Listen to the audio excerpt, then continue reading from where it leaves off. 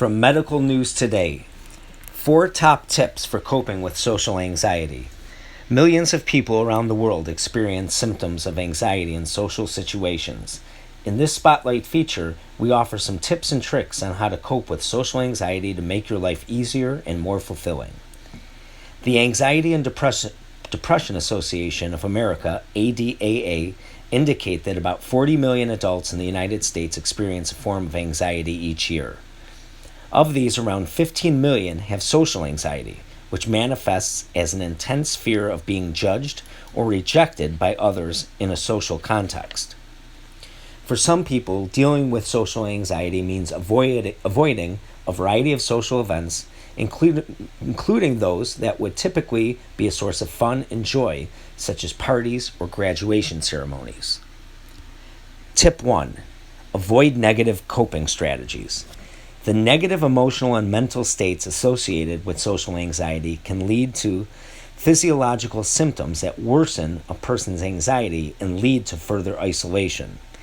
One person told us that his social anxiety used to lead not just to internal feelings that include a shakiness in my voice and brain fog that stops me from thinking straight, but also to physical feelings that include an upset stomach, loss of appetite, sweaty hands, and muscle stiffness. When finding themselves in an unavoidable social situation, such as an office event, many people try to blunt the symptoms of their social anxiety through negative coping strategies, particularly drinking alcohol. And while the first glass or two of wine may indeed seem like the best antidote against compulsive worry, drinking too much will likely end up making anxiety worse. Past research has shown that heavy drinking eventually circles back to bad moods, heightened anxiety, and other related symptoms, such as disrupted sleep patterns. According to the ADAA, approximately 20% of individuals with social anxiety also have alcohol use disorder. Studies have shown that these findings apply to adults and adolescents with social anxiety. So one top tip when it comes to keeping social anxiety in check and avoiding a potential worsening of symptoms is to avoid drinking too much, even if the initial feeling of relaxation that alcohol can provide seems attractive. Tip 2. Face your fears, don't hide from them. Another go-to for people who experience social anxiety is to avoid engaging in social situations by checking social media or doing other activities on their smartphones. A study from 2016 looked at data from 367 young adult participants who were smartphone users.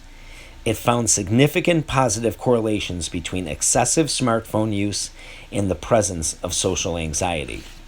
A 2017 study found that of 182 young adults, smartphone users, those who admitted to being addicted to technology also displayed potential markers of social anxiety, including isolation and low self-esteem.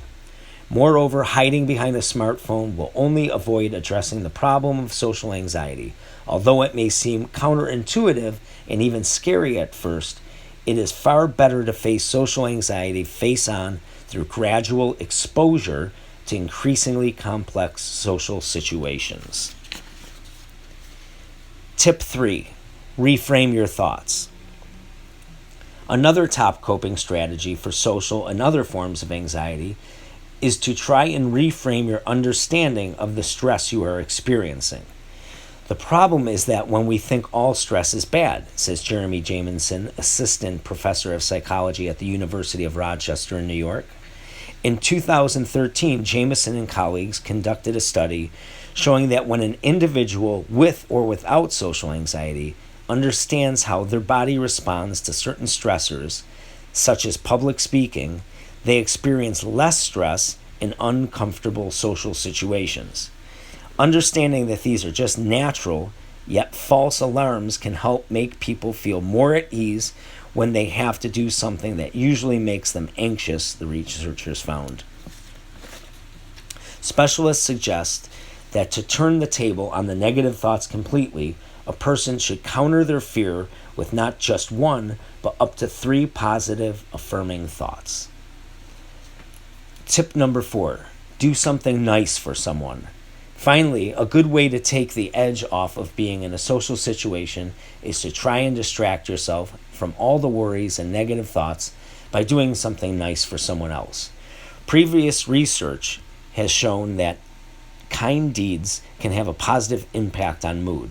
A study from 2017 found that doing good things for someone else activates a brain area linked with the motivation and reward cycle. According to a study published in the journal Motivation and Emotion in 2015, selfless acts could help people who have social anxiety feel more at ease in social situations. In the study, people who actively engaged in acts of kindness towards others, such as helping a neighbor mow their lawn, later felt less avoidant of social situations. Well, I think most people, even if you don't have a high state of social anxiety, has either probably experienced some of these feelings for themselves, or at a minimum has been around people displaying some of these same emotions and going through some of these same coping strategies. So going back to number one, which was avoid negative coping strategies, where it referred to the use of alcohol to take the edge off in a social situation, all I would have to reference is any wedding that you've ever been to. You can see how everybody hovers around the bar as soon as they get there. It's usually, a friend told me once, a wedding's a bunch of people that are going somewhere in clothes that they probably don't regularly wear.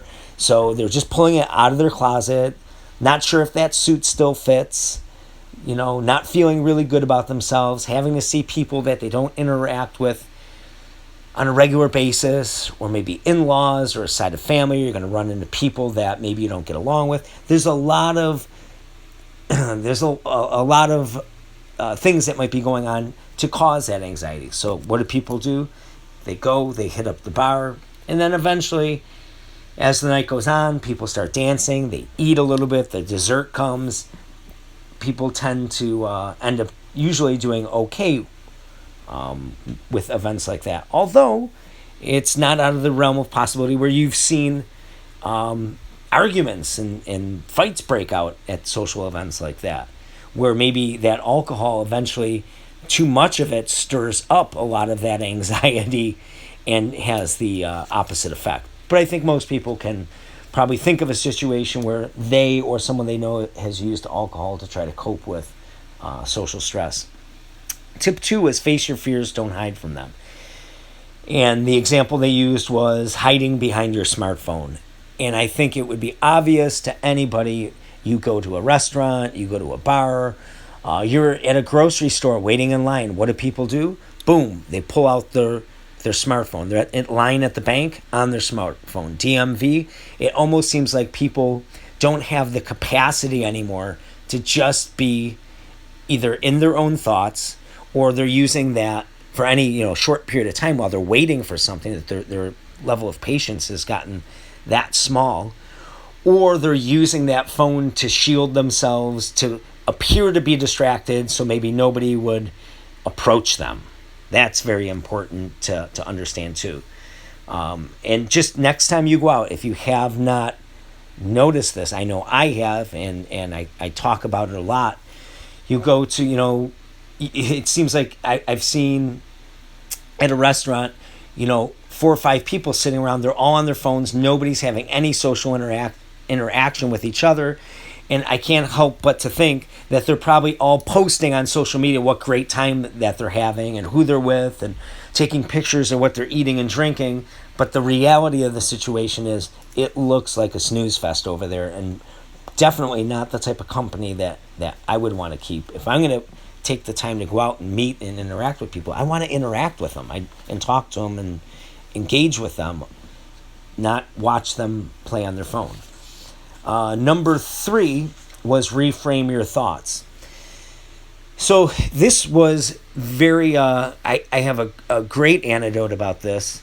A few years ago, I was getting ready to leave for work very early in the morning, and I spilled my coffee. I dropped my coffee right on the kitchen floor. So not only do I not have my coffee, which I'm sure the caffeine I use as a coping mechanism to get my day started, to deal with, I'm already amped up about the long day ahead I have for myself. Do I have everything properly prepared? Just that I like to get there early to work. I'm running just that little bit, that 5 minutes later than I'd like to. Not that I would have been late, but late for my taste. And I have a mess on the kitchen floor. So do I stay and clean up the mess and make myself a little more late? Do I make myself that extra cup of coffee, relieve myself of that little anxiety of not having my caffeine, but create more by being that extra couple minutes late? And I just cleaned up the floor, and I got in the car, and I started driving to work, and I'm white knuckling it. And I just thought to myself, oh my God, this is crazy. It was a spilled cup of coffee. You're not going to be late. You're still going to end up being early, just because, I'm not 20 minutes early for work and I'm only 15 minutes early. Everything's going to be fine, and it's not a big deal. And it got me to thinking about what we actually do perceive as stress. And I'm making this mountain out of a molehill, a spilled cup of coffee, and the idea of being late when I'm not even going to be late. And, what if there was like a real problem, real stress? This is madness. So I came to the conclusion that we manufacture stress for ourselves when true stress is not available. And what I mean by true stress is, that morning I got up, the house was warm, the thermostat was on 68, I had hot running water, I had a fridge full of food. There was no survival stress whatsoever. I didn't have to get up, cut up log, make sure the fire was going. I didn't have to go out and kill something for food. I didn't have to worry about if the tribe next door came over and tried to steal my supplies or kill me in the night, or an animal was in my camp. There was no true stress. So I manufactured the stress myself over a spilled cup of coffee. And since then, I have definitely changed my attitude toward what truly is stressful and what isn't. Hopefully I'm doing a better job now dealing with the small things. And tip number 4, do something nice for someone. And I think this is just a good idea for anybody anytime, whether you have social stress or not. And I think most people, most people would agree that even if you did, I know a lot of times if people are in a drive-through to get a cup of coffee, a lot of times they'll pay it forward. They'll pay for the person behind them. I'm sure the person behind them thinks it's fantastic. They feel really good. They received a nice gesture from a stranger. And I think the person actually doing that gesture of committing that nice gesture for a stranger absolutely feels good about it. I know I've done it before. I've had it done to me before. It feels good in both directions. And especially and that's just kind of like a random act of kindness. But if somebody can, mowing the neighbor's lawn, maybe that they're under the weather, or they're busy with, life has just been getting in the way, they're on vacation, and whatever it may be. It's just a nice gesture and they would appreciate it. I think there is something to be said that it will later on down the line make social interactions seem less daunting. For all things You Evolve Buffalo, visit our website, www.youevolvebuffalo.com, to find out more about our programs, group training, personal training, online training, or our powerlifting group, the Heavy Metal Club. You can follow us on social media on YouTube, Facebook, Instagram, or Twitter, or send us a message at youevolvebuffalo@gmail.com.